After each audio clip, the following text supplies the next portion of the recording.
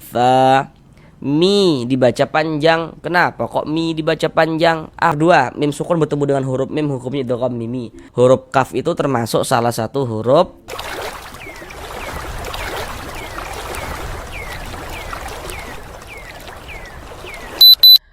Assalamualaikum warahmatullahi wabarakatuh. Apakah Bapak dan Ibu saudara semuanya masih belum lancar dalam membaca Al-Quran, kemudian masih belum memahami ilmu tajwid, atau merasa kesulitan di dalam memahami ilmu tajwid Al-Quran? Marilah belajar mengaji Al-Quran bersama kami. Akan kami jelaskan tajwidnya dengan pelan-pelan, kemudian ditambah media gambar di dalam penjelasannya. Harapannya itu semoga Bapak dan Ibu saudara semuanya dapat bisa langsung dengan mudah dalam memahami ilmu tajwid Al-Quran. Karena dengan kita belajar ilmu tajwid, kita memahaminya, kita bisa menerapkan dengan sendirinya ketika membaca Al-Quran, maka tentu itu akan memperbaiki bacaan Al-Quran kita. Semoga bagi yang belum lancar, bisa secepatnya lancar di dalam membaca Al-Qurannya. Selanjutnya kami tak henti-hentinya selalu mendoakan semoga Bapak dan Ibu saudara semuanya senantiasa dimudahkan oleh Allah Subhanahu wa taala dalam berusaha untuk memahami ilmu tajwid Al-Qur'an, dalam berusaha untuk memperbaiki dan melancarkan bacaan Al-Qur'annya. Selanjutnya semoga Bapak dan Ibu saudara semuanya senantiasa dipermudahkan segala urusan-urusannya, dikabulkan segala hajat-hajatnya, dan semoga senantiasa dilancarkan rezekinya oleh Allah Subhanahu wa taala. Semoga senantiasa diberikan rezeki yang berlimpah dan barokah, sehingga dengan rezeki yang berlimpah dan barokah tersebut semoga nantinya dapat beribadah umrah dan haji ke tanah suci Mekah.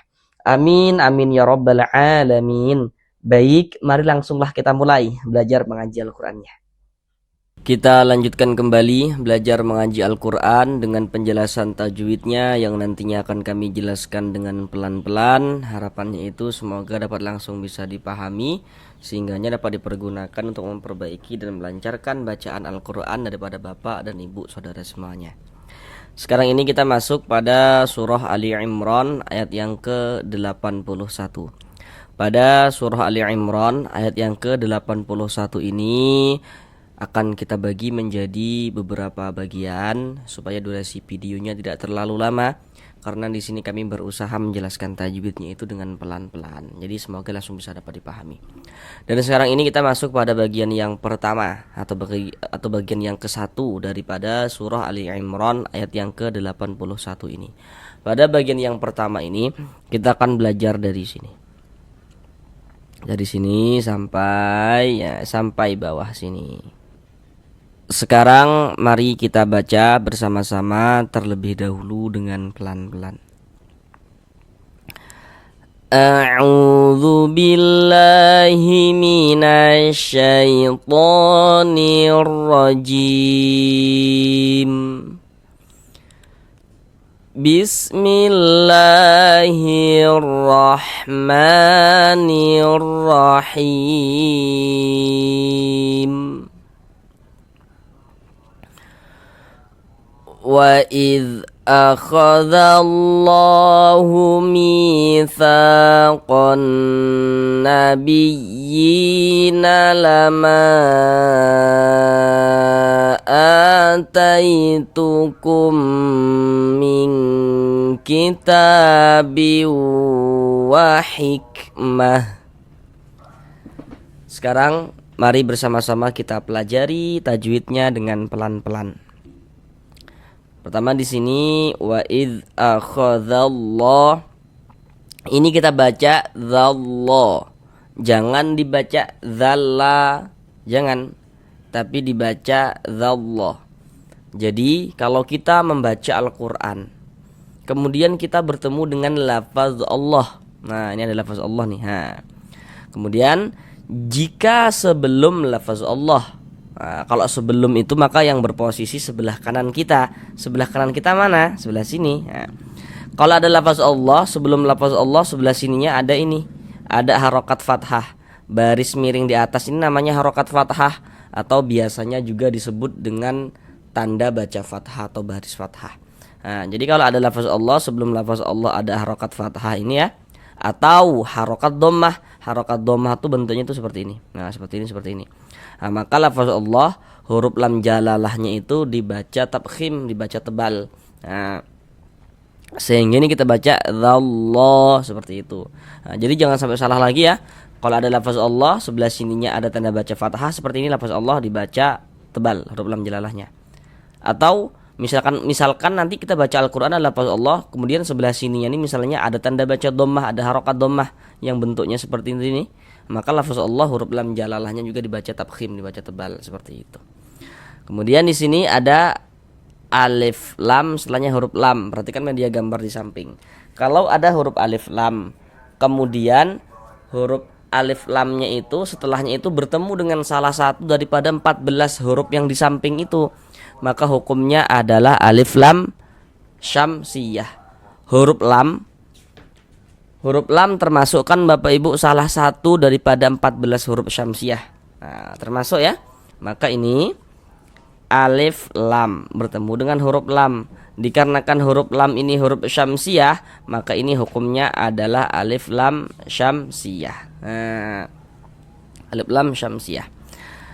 Alif lam syamsiyah itu disebut juga dengan idgham syamsiyah karena cara membaca huruf lamnya dibaca idgham. Nah, jadi cara membaca itu dengan cara memasukkan. Jadi dari dha langsung dimasukkan ke huruf syamsiyah ini, ke huruf yang ada tanda bacanya ini.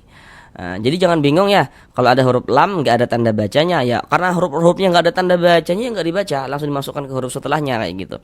Nah, jadi kalau baca Al-Quran kita bertemu dengan huruf lam seperti ini, huruf lamnya tuh nggak ada tanda bacanya, yaitu alif lam syamsiyah. Allah, lafaz Allah dibaca panjang. Sekarang perhatikan media gambar di samping.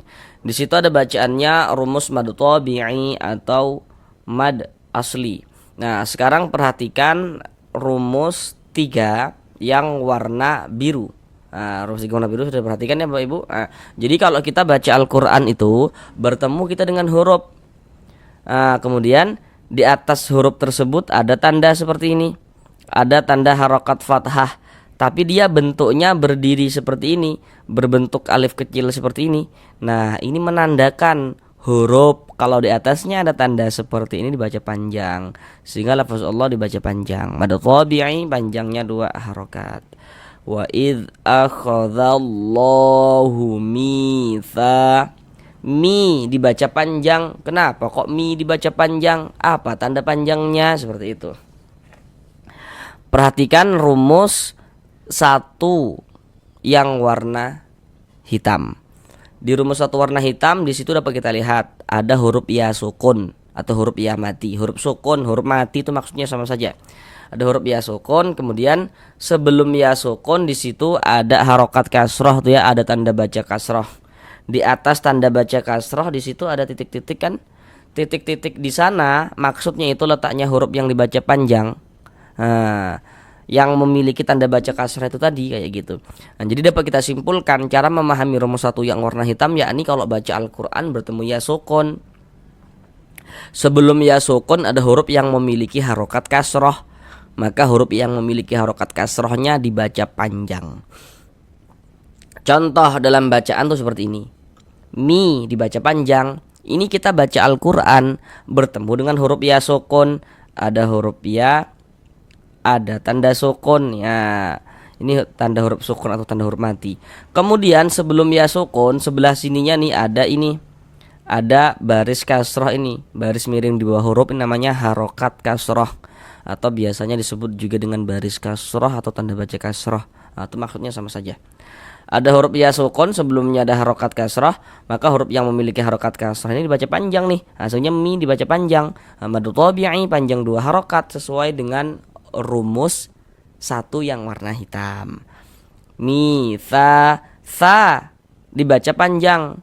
Kenapa kok sa dibaca panjang? Nah, sekarang perhatikan rumus mad tabi'i yang terletak di rumus 3 yang warna hitam. Di rumus 3 warna hitam di situ ada alif. Sebelum alif di situ ada harokat fathah, ada tanda baca fathah kan? Di bawah tanda baca fathah ada titik-titik. Titik-titik di sana maksudnya itu letaknya huruf yang dibaca panjang yang memiliki tanda baca fathah itu tadi. Nah, jadi dapat kita simpulkan cara memahami rumus 3 yang warna hitam, yakni kalau baca Al-Quran bertemu alif, sebelum alif ada huruf yang memiliki harokat fathah, ada huruf yang memiliki tanda baca fathah, maka huruf yang memiliki tanda baca fathahnya dibaca panjang kayak gitu. Nah, contoh dalam bacaan tuh seperti ini. Kenapa kok tha dibaca panjang? Jadi kalau kita baca Al-Qur'an bertemu alif, ini ada alif nih yang disambung dengan huruf tha. Nanti ada huruf alifnya yang disambung, ada huruf alif yang tidak disambung. Maka kita harus teliti kayak gitu. Jadi kita kalau baca Al-Qur'an bertemu alif, sebelum alif sebelah sininya ada ini, ada harokat fathah ini ya, ada tanda baca fathah ini ya, maka huruf yang memiliki tanda baca fathahnya dibaca panjang. Ada alif, sebelum alif ya sebelah sininya nih ada tanda baca fathah nih ya. Huruf yang memiliki tanda baca fathah huruf tha ini kan, maka huruf tha yang dibaca panjang. Madu tabi'i panjang 2 harokat sesuai dengan rumus 3 yang warna hitam. Mitsaqon nabiyyi. Di sini ada alif lam setelahnya huruf nun. Nah, perhatikan media gambarnya.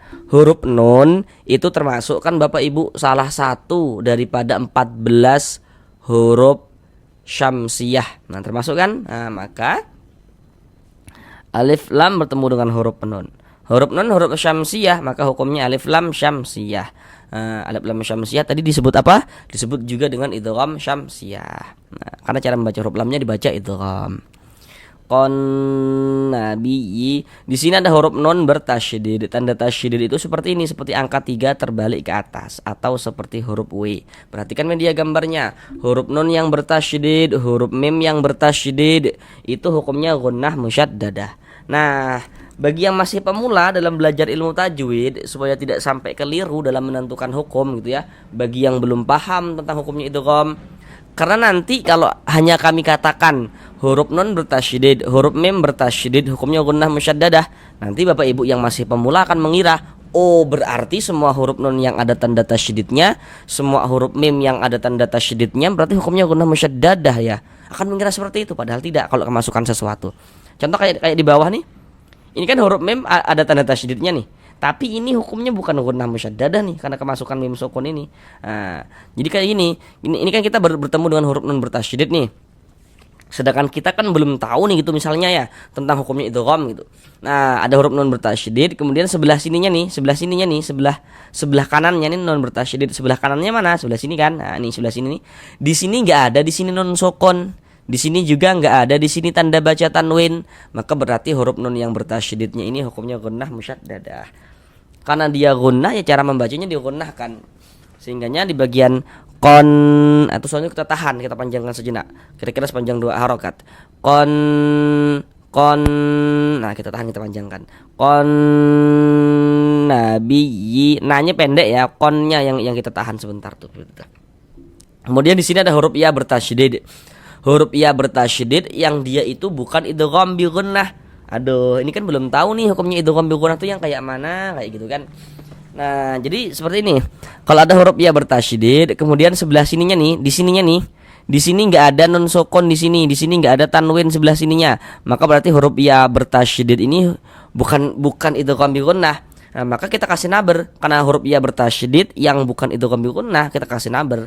Nah, naber itu tekanan pada huruf-huruf tertentu sehingga intonasi suaranya itu sedikit lebih tinggi daripada huruf-huruf di sampingnya. Nah, jadi kita tekan nabiyyi seperti itu. Sama tuh kayak surah Al-Fatihah tuh. Iyyaka na'budu wa ditekan kayak gitu. Qon nabiyyi, yi dibaca panjang. Nah, ini namanya adalah mad tamkin. Jadi kalau kita baca Al-Quran itu gitu ya, bertemu dengan huruf, di bawah huruf tersebut ada tanda seperti ini. Ada tanda harokat kasroh, tanda baca kasroh. Tapi dia bentuknya berdiri seperti ini, berbentuk alif kecil seperti ini. Nah, ini menandakan huruf itu kalau di bawahnya ada tanda seperti ini dibaca panjang. Sehingganya yi dibaca panjang. Nah, ini namanya adalah mad tamkin. Nah, jadi perhatikan media gambar yang di samping itu. Mad tamkin itu terjadi apabila ada huruf ya sukun atau huruf ya mati. Kemudian sebelum huruf ya sukun ada huruf ya bertasydid yang berharokat kasroh yang memiliki tanda baca baris di bawah. Nah, seperti media gambar itu. Maka ini huruf ya bertasydid, di bawahnya ada tanda panjangnya. Maka ini kalau kita urai, maka nanti bentuknya itu akan seperti pada media gambar itu. Nah, kayak gitu. Nah, kalau misalkan masih bingung ya kita pahami yang mudah-mudah saja. Nih kalau kita baca Al-Quran bertemu dengan huruf ya bertasydid, tapi dia dibaca panjang. Ini kan huruf ya bertasydid nih, tanda tasydid ini dibaca panjang nih seperti ini. Nah, ini mah ada tamkin. Nah, panjangnya 2 harokat. Nabiyina lama, panjangkan 2 harokat. Ma dibaca panjang. Ini namanya adalah mad jaiz munfasil. Namun pada awalnya itu namanya adalah mad tabi'i. Kenapa kok dari mad tabi'i berubah menjadi mad jaiz munfasil kayak gitu? Sekarang yang perlu untuk kita ketahui, tanda madnya mana, tanda panjangnya tuh mana, kayak gitu. Mad tabi'inya yang mana gitu. Harusnya di sini Bapak Ibu sudah tahu. Kenapa kok ma dibaca panjang? Apa tanda panjangnya ma? Harusnya Bapak Ibu sudah tahu. Penjelasannya sama Bapak Ibu. Kenapa kok sa dibaca panjang? Kenapa kok sa dibaca panjang? Sama penjelasannya Bapak Ibu. Kenapa kok ma dibaca panjang? Jadi kalau di media gambar tadi itu penjelasannya itu di rumus 3 yang warna hitam. Jadi kalau kita baca Al-Quran bertemu alif, ini ada alif nih. Nah, yang disambung dengan huruf mim ada alif. Sebelum alif sebelah sininya ada ini nih, ada tanda baca fathah ini. Baris di atas tanda baca fathah. Maka huruf yang memiliki tanda baca fathah dibaca panjang. Nah, huruf mim ini yang memiliki tanda baca fathah, huruf mim kan, maka huruf mim yang dibaca panjang. Ma dibaca panjang. Mad tabi'i pada awalnya. Kemudian mad tabi'inya bertemu dengan ini, dengan huruf hamzah, tapi dia di lain kata atau di lain kalimat. Jadi dia dalam 2 kata yang berbeda, maka dia berubah menjadi mad jaiz munfasil. Panjangnya mad jaiz munfasil itu dibaca dengan panjang 4 sampai dengan 5 harokat. Namun ada juga yang memanjangkannya dibaca dengan panjang 2 harokat. Jadi nanti kalau misalkan ada sudah paham tentang mad jaiz, ada dengar orang baca mad jaiz kok dibaca dengan panjang 2 harokat, jangan disalahkan, karena ada yang membolehkan dibaca dengan panjang 2 harokat. Nah, kita panjangkan 4 sampai dengan 5 harokat. Lama ataitukum, panjangkan gitu. Nah, kemudian ini a dibaca panjang. Ini namanya adalah mad badal. Jadi mad badal itu terjadi hanya pada huruf hamzah saja. Hanya pada huruf hamzah yang dibaca panjang saja terjadinya mad badal itu. Nah, jadi bagi Bapak Ibu yang belum tahu, kalau ada huruf alif, tapi huruf alifnya itu dia memiliki tanda baca, ada barisnya, ada harokatnya, maka itu huruf hamzah. Ini huruf alif ada tanda bacanya. Ini di atas nih huruf alif ada tanda bacanya. Ini di atas nih huruf alif ada tanda bacanya. Maka huruf alif kalau memiliki tanda baca, maka itu adalah huruf hamzah. Jadi mad badal itu terjadi apabila ada hamzah yang mendahului huruf mad. Atau bisa juga ada huruf mad sebelumnya ada hamzah, seperti itu. Untuk pembahasan lebih lengkap tentang mad badal ini sudah kami buatkan khusus videonya. Nah, silakan lihat di bagian playlist video. Nah, jadi kalau di media gambar di rumus mad tabi'i tadi itu, jadi kalau media gambar pada rumus mad tabi'i yang telah kami tampilkan di atas tadi itu, jika yang memakai rumus tersebut adalah huruf hamzah, maka dia terjadi mad badal. Nah, kayak gini nih. Ini kan huruf hamzah memiliki tanda panjang, di atasnya ada tanda harokat fathah berdiri yang berbentuk alif kecil seperti ini. Nah, huruf kalau di atasnya ada tanda seperti ini dibaca panjang, tapi ini yang dipanjangkan adalah huruf hamzah, maka terjadi mad badal seperti itu. Mad badal panjangnya 2 harokat. Ataitukum, panjangkan begitu. Kemudian di sini ada huruf ya sukun, ada huruf ya, ada tanda sukun. Sebelum ya sukun sebelah sininya ada ini nih tanda baca fathah, harokat fathah. Perhatikan media gambar di samping. Huruf lin itu ada 2. Sekarang perhatikan yang di kotak nomor 2. Sudah Bapak Ibu perhatikan ya, polanya sudah diperhatikan yang di kotak nomor 2. Ada huruf ya sukun, sebelumnya harokat fathah, maka itu huruf lin. Nah, contoh dalam bacaan tuh seperti ini. Ada huruf ya, ada tanda sukun, sebelum ya sukun sebelah sininya ada ini nih, ada harokat fathah, ada tanda baca fathah. Maka huruf ya sukun yang sebelumnya harokat fathah, maka huruf ya sukunnya adalah huruf lin. Maka kita baca lunak, kita baca lembut. Ataitukum. Kemudian mim sukun bertemu dengan huruf mim. Nah, perhatikan media gambar di samping. Hukum mim sukun itu ada 3. Jadi kalau kita baca Al-Quran itu setiap bertemu dengan huruf mim sukun atau setiap bertemu dengan huruf mim mati, maka di situ terjadi hukum tajwid dengan memperhatikan huruf setelahnya. Kami jelaskan semuanya supaya tidak bertele-tele, supaya cepat bisa kayak gitu. Nomor 1, mim sukun bertemu dengan huruf ba hukumnya ikhfa syafawi. Nomor 2, mim sukun bertemu dengan huruf mim hukumnya idgham mimi. Nomor 3, di situ ada bacaannya izhar syafawi. Terjadi kalau ada mim sukun tidak bertemu dengan huruf ba, tidak juga bertemu dengan huruf mim, maka hukumnya izhar syafawi. Sedangkan ini kum ini mim sukun atau mim mati bertemu dengan huruf mim, maka ini penjelasannya itu terletak di kotak nomor 2, idgham mimi hukumnya. Nah, ini kalau mim sukun bertemu dengan huruf mim hukumnya idgham mimi. Maka cara membacanya, bunyi mim sukun ini dimasukkan ke huruf mim sini, kemudian disertai dengan gunnah, disertai dengan dengungan. Sekarang kita baca kum di bagian kum. Itu suara itu kita tahan, kita panjangkan sejenak, kita gunnahkan, kita dengungkan, kira-kira sepanjang 2 harokat. Kuming seperti itu. Nah, kemudian bagi yang belum lancar itu jangan kebingungan ya, karena biasanya itu yang belum lancar itu dia suka bingung. Ini hurufnya kan ada 2 nih, huruf mimnya kan ada 2, kok bunyinya cuma 1 kayak gitu. Nah, karena ini hukumnya idgham, jadi huruf mim yang ini dimasukkan ke sini supaya lebih mudah lagi untuk kita pahami. Jadi huruf mim yang ini nih dia ada, tapi seolah-olah dianggap tidak ada karena dia masuk melebur ke huruf mim ini. Nah, kayak gitu. Kum, kita tahan, kita gunakan. Kuming kita. Non sukun, huruf non tanda sukun tuh seperti ini, huruf sukun atau huruf mati. Setelahnya huruf kaf. Namun sebelum itu perhatikan dulu media gambar di samping. Di situ ada bacaannya non sukun. Kemudian juga ada bacaannya tanda baca tanwin. Dan seperti yang kita lihat, tanda baca tanwin memiliki 3 bentuk tanda baca. Nomor 1 ada baris 2 di atas huruf, namanya adalah fathatain. Nomor 2 ada baris 2 di bawah huruf, namanya kasratain. Dan yang nomor 3 namanya dhammatain. Jadi supaya kita tidak bingung, kalau kita baca Al-Quran, setiap, ingat ya kalimatnya itu setiap bertemu dengan huruf non sukun atau setiap bertemu dengan salah satu tanda baca tanwin, maka di situ terjadi hukum tajwid dengan memperhatikan huruf setelahnya. Di mana ada non sukun atau di mana ada tanwin, terjadi hukum tajwid di sana dengan memperhatikan huruf setelahnya, kayak gitu. Contohnya kayak gini nih, kita baca Al-Quran nih, bertemu dengan huruf non sukun. Oh, di sini ada non sukun, berarti terjadi hukum tajwid dengan memperhatikan huruf setelahnya. Non sukun setelah huruf non di sini huruf kaf. Nah, huruf kaf inilah yang harus kita ketahui huruf apa dia supaya kita bisa menentukan hukum tajwidnya. Seperti itu. Kita lihat, huruf kaf itu termasuk salah satu huruf ikhfa hakiki. Jadi huruf ikhfa hakiki jumlahnya itu ada 15. Nah, supaya kita bisa menguasai hukum ikhfa hakiki, maka tentu kita harus menghafal huruf-hurufnya. Jadi kalau kita sudah hafal huruf-hurufnya yang 15 itu, kita pasti tahu hukumnya ikhfa hakiki. Nah, jadi kalau kita baca Al-Quran, apabila bertemu dengan huruf nun sukun atau bertemu dengan salah satu tanda baca tanwin, kemudian nun sukun atau tanda baca tanwinnya itu setelahnya itu bertemu dengan salah satu daripada 15 huruf yang di samping, maka hukumnya adalah ikhfa hakiki. Sedangkan huruf kaf itu dia masuk pada ikhfa hakiki ab'ad, karena dari segi makharijul huruf antara huruf nun dengan huruf kaf itu dia jauh. Kemudian tidak semua ikhfa hakiki itu condong berbunyi eng, tidak ya.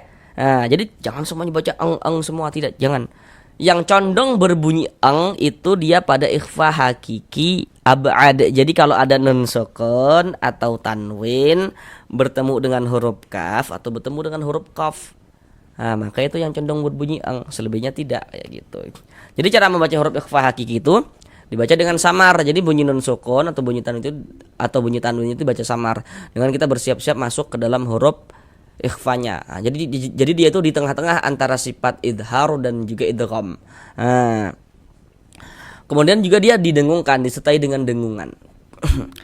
Ming kita, ini kita baca ming, sehingga di bagian ming itu suaranya itu kita tahan, nah, kita panjangkan sejenak, kira-kira sepanjang 2 harokat, kita dengungkan, kita gunahkan. Ming kita, nah, kemudian tipis, jangan dibaca ming ditebalkan gitu, jangan. Huruf kaf ini bukan huruf isti'ala, jangan. Nanti kalau di sini kita tebalkan ming itu malah ke huruf kaf jadinya salah. Jadi kita tipis saja.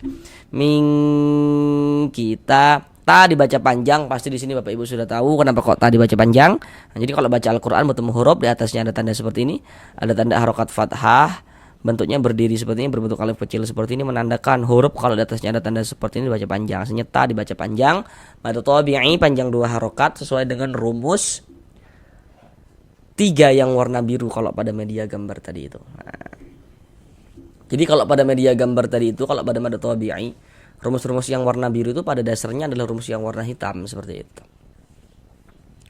Kemudian di sini tanwin setelahnya huruf waw. Nah, di sini ada tanwin. Berarti terjadi hukum tajwid lagi dengan memperhatikan huruf setelahnya. Tanwin setelahnya huruf waw. Nah, huruf waw ini huruf apa? Kita lihat media gambarnya. Huruf waw itu termasuk salah satu huruf idgham bi gunnah. Jadi dihafal hurufnya supaya bisa menguasai hukum tajwidnya. Jadi kalau baca Al-Quran, apabila bertemu dengan huruf nun sukun atau bertemu dengan tanwin, kemudian nun sukun atau tanwinnya itu bertemu dengan salah satu daripada empat huruf yang di samping itu, maka hukumnya adalah idgham bi gunnah. Nah, dikecualikan pada izhar mutlak. Ini tanwin bertemu dengan huruf waw, huruf idgham bi gunnah, maka hukumnya idgham bi gunnah.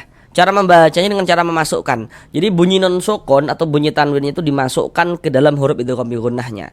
Sehingga ini kita baca biu, yang semula kita baca kitabin, karena dia ini hukumnya idgham bi gunnah, maka bunyi tanwinnya dimasukkan ke huruf waw, maka dibaca kitabiu. Kemudian digunnahkan, didengungkan, sehingga di bagian biunya itu suaranya itu kita tahan, kita panjangkan sejenak. Nah, kira-kira sepanjang 2 harokat. Kitabiu wa hikmah. Kemudian di sini huruf kaf sukun, kita baca hik. Tapi jangan dibaca hik kok, jangan mantul ya. Huruf kaf itu bukan huruf qalqalah, bukan. Hik. Jadi ada napas yang mengalir ketika kita mengucapkannya, hik. Karena huruf kaf ini ya, di antara sifat huruf kaf itu dia memiliki sifat hamas. Hik, seperti itu. Kemudian di sini kita baca hikmah. Nah, ini kalau kita berwakaf di sini kita baca hikmah, jangan dibaca hikmat, jangan, tapi dibaca hikmah. Nah, mengapa begitu? Jadi kalau kita baca Al-Quran, kemudian kita itu berwakaf, berhenti di huruf ta marbutoh. Huruf ta marbutoh itu seperti ini. Jadi kalau baca Al-Quran bertemu huruf, di atasnya ada huruf ta, di bawahnya huruf ha, itu namanya huruf ta marbutoh. Jadi kaedahnya huruf ta marbutoh itu kalau kita berhenti, kalau kita berwakaf di huruf ta marbutoh, maka dia menjadi huruf ha. Tapi kalau diwasolkan maka dia menjadi huruf ta.